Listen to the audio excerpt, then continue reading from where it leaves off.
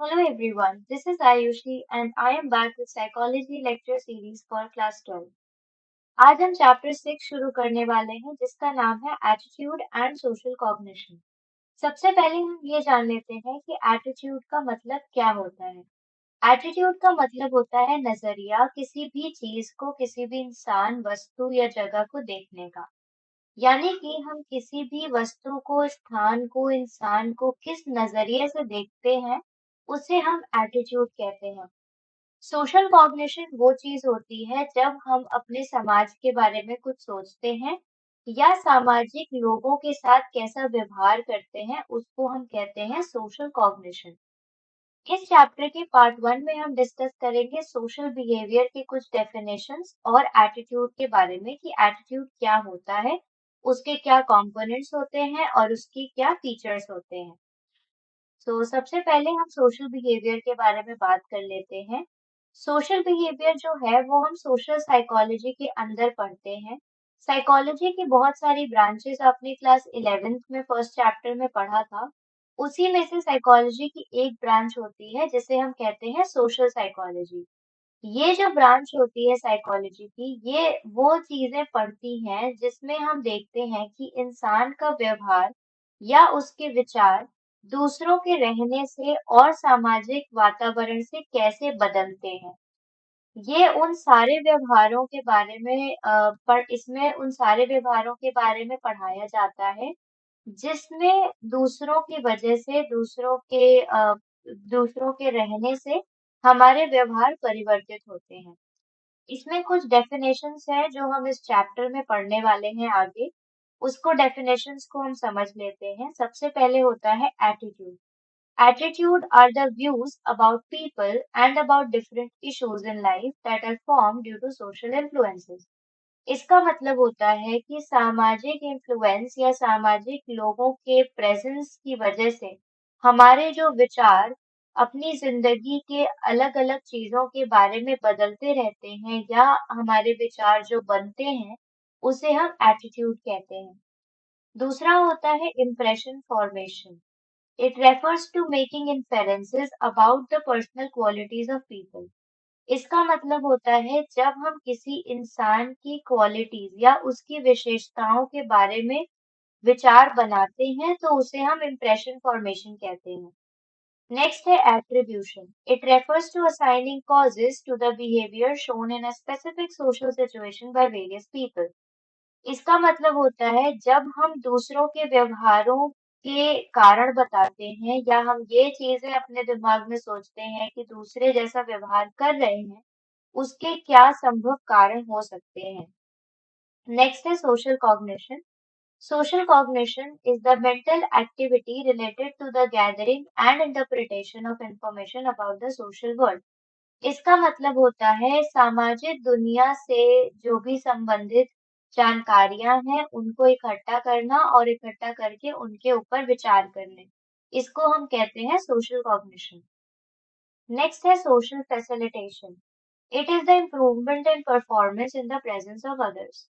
जब हमारी परफॉर्मेंस या हमारा कोई भी काम करने का तरीका दूसरों के रहने से प्रभावित होता है, एक पॉजिटिव तरीके से, अगर हमारी परफॉर्मेंस में बढ़ोतरी होती है, तो उसे हम कहते हैं social facilitation. Social inhibition is the decline in performance in the presence of others. Social inhibition जो होता है वो सोशल फैसिलिटेशन का उल्टा होता है।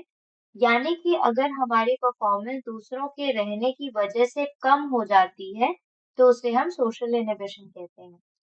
लास्ट टॉपिक है प्रो सोशल बिहेवियर। इसका मतलब होता है कि जब हम दूसरों की मदद करते हैं या जिसको हमारी जरूरत होती है उसकी प्रॉब्लम्स में, तो हम उनकी मदद करते हैं। इसको हम प्रो सोशल बिहेवियर कहते हैं। नेक्स्ट हम पढ़ेंगे एटीट्यूड और एटीट्यूड के कंपोनेंट्स के बारे में। तो ये फर्स्ट एटीट्यूड की डेफिनेशन दी हुई है। An attitude is a state of mind, a set of views और thoughts regarding some topic called the attitude object, which have an evaluative feature, either positive, negative, or neutral quality. These are not merely thought but also have emotional and action components.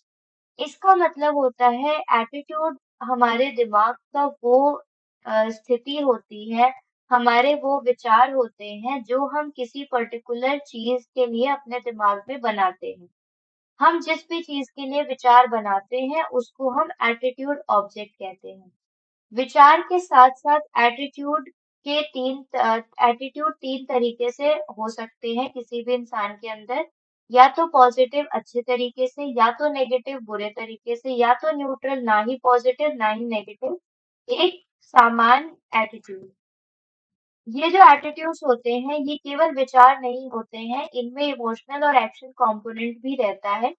यानी कि attitude से हमारी भावनाएं जुड़ी रहती हैं और attitudes के कारण हम अलग-अलग तरीके से काम भी करते हैं। एटीट्यूड्स के 3 कंपोनेंट्स होते हैं जिसको हम शॉर्ट में एबीसी कंपोनेंट भी कहते हैं। इसमें से पहला जो ए कंपोनेंट होता है उसको हम अफेक्टिव कंपोनेंट कहते हैं जिसमें इमोशनल चीजें आती हैं, यानी कि हमारी भावनाओं से संबंधित। दूसरा होता है बी यानी बिहेवियरल एस्पेक्ट जिसमें टेंडेंसी टू एक्ट यानी हम अपने एटीट्यूड की वजह से जो काम करते हैं, जिस तरह का व्यवहार करते हैं, वो आता है बी कंपोनेंट में। सी कंपोनेंट होता है कॉग्निटिव एस्पेक्ट यानी कि थॉट कंपोनेंट जिसमें हमारे विचार आते हैं कि हम किसी पर्टिकुलर चीज के लिए कैसे विचार रखते हैं। इसका अगर एग्जाम्पल देखना हो एबीसी कंपोनेंट का तो फॉर एग्जाम्पल अगर कोई एटीट्यूड ऑब्जेक्ट है कह लें ग्रीन एनवायरनमेंट, तो ग्रीन एनवायरनमेंट के प्रति जो 3 कंपोनेंट्स होंगे एटीट्यूड के होगा ए कंपोनेंट में आएगा कि हमें दुखी महसूस हो रहा है या हमें गुस्सा आ रहा है जब हम देखते हैं कि हमारे सामने पेड़ काटे जा रहे हैं। इसमें हमारी भावनाएं जुड़ी हुई हैं जिसकी वजह से हमें दुख या गुस्सा महसूस हो रहा है। दूसरा होता है बिहेवियरल कंपोनेंट, इसमें हम किसी पेड़ लगाओ आंदोलन में अपने आप को शामिल करते हैं और उसमें पार्टिसिपेट करते हैं। तीसरा हो गया कॉग्निटिव कंपोनेंट, इसमें होता है कि हरे भरे वातावरण की तरफ हमारा जो एटीट्यूड है वो पॉजिटिव है। तो ये हो गया ग्रीन एनवायरनमेंट के प्रति हमारा 3 तरह का कंपोनेंट कैसा हो सकता है। सो ये हो गए बात एटीट्यूड की।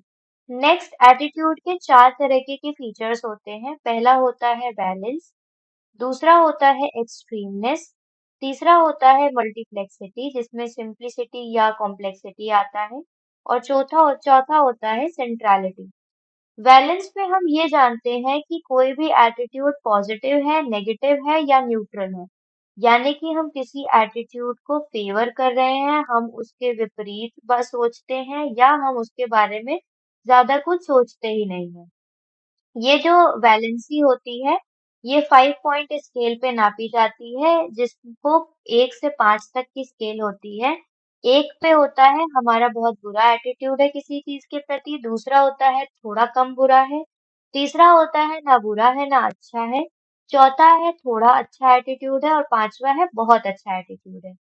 तो जो 1 और 2 है जिसमें बैड और वेरी बैड आता है, ये हमारे नेगेटिव एटीट्यूड्स को दर्शाता है यानी कि हम उस पर्टिकुलर एटीट्यूड ऑब्जेक्ट के लिए बुरा विचार रखते हैं।